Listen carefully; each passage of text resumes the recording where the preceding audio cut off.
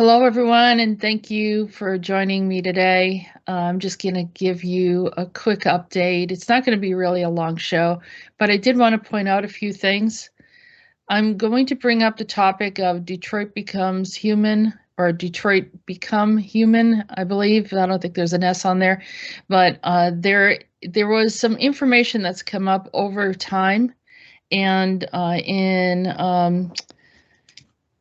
I would say probably before around 2017 or so, Peter's been talking about androids and particularly what they did to Detroit, and particularly the video game. So I'm going to share with you some of the information that came up, and we're going to go ahead over to that.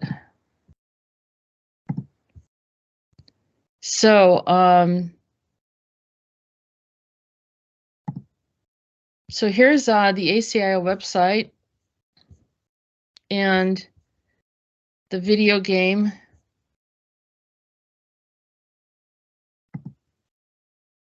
Detroit Become Human.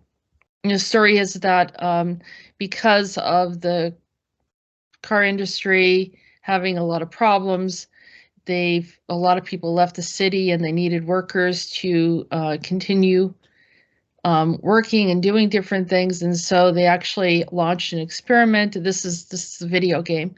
They launched an experiment to bring in androids that are very human-like and were there to be workers and to carry out other types of tasks.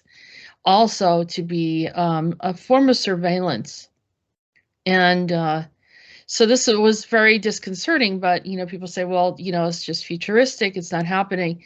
And I disagreed with that because then I did a show with Jimi, and that's why I used that.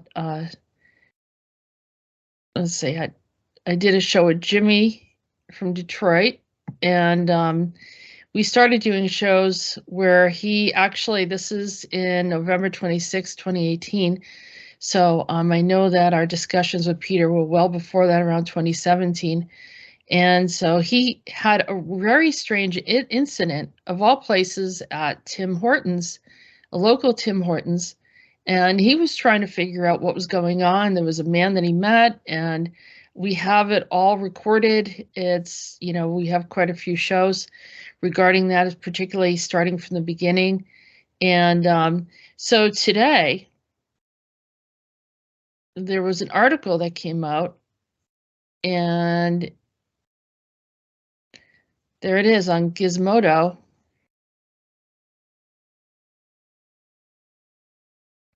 Coffee company's been spying on customers with its app, according to the Canadian government.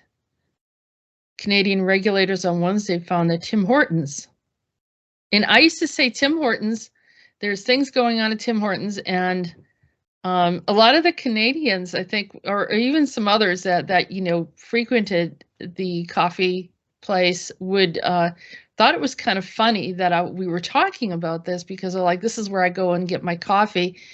And they didn't actually believe it. But so here is the article. Popular fast food chain owned by the same multinational company as Burger King changed its mobile app in 2019 to track and collect sensitive location data. In my opinion, it happened before then.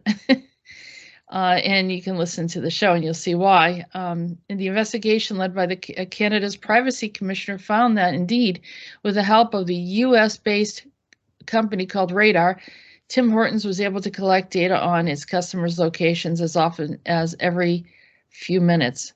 Regulators found the collection, described as a continual and vast, ultimately served no legitimate purpose. It was not proportional to the benefits Tim Hortons may have hoped to gain from better targeted promotion of its coffee and other products. Tim Horton clearly crossed the line by amassing a huge amount of highly sensitive information from his customers. Following people's movements every few minutes, every day, was clearly an inappropriate form of surveillance. And by Privacy Commissioner of Canada, Daniel Theron, said the government investigation into the company began in 2020 after a journalist in the Financial Post claimed the Tim Hortons app had recorded his GPS coordinates over 2,700 times In 5 months, the tracking occurred even when the app was not in use, and the journalist Jim McLeod said. Among many other locations, the app tracked McLeod each time he visited his parents' farm in rural Ontario, while he was boarded a flight in Toronto, and when he checked into a Winnipeg hotel for his cousin's wedding. It bothered me, McLeod wrote. How many times had Tim Hortons checked in on me? Was my coffee ordering app tracking all my movements? After the Financial Post story, the company proactively removed the geolocation technology it had. When I had a discussion with Jimi, I thought it was quite interesting that there was this guy that was actually bringing in like multiple phones or laptops, or there was like a lot of technology there. And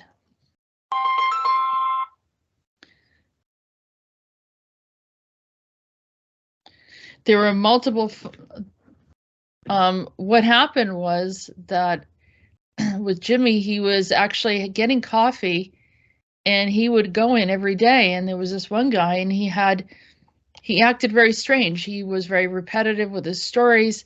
He seemed mechanical. He would do all sorts of actions. And in any other location, he'd be standing up, he'd be loud, he'd be bringing in technology, and he'd have like the phone on very loud. It sounded like someone giving some kind of commands or orders. And in any other situation, someone would be asked, can you please shut that down, or don't behave that way here. And he typically never bought anything. I asked him to check if he was eating anything, and he never had anything. It's just like a glass of water in front of him, but he was never eating any food because obviously the androids don't require anything like this. I don't have 100% proof that this is what happened, but going by everything that was said, it was clearly a strange incident. So what is going on in Tim Hortons? It could be happening in many other locations, but I think it was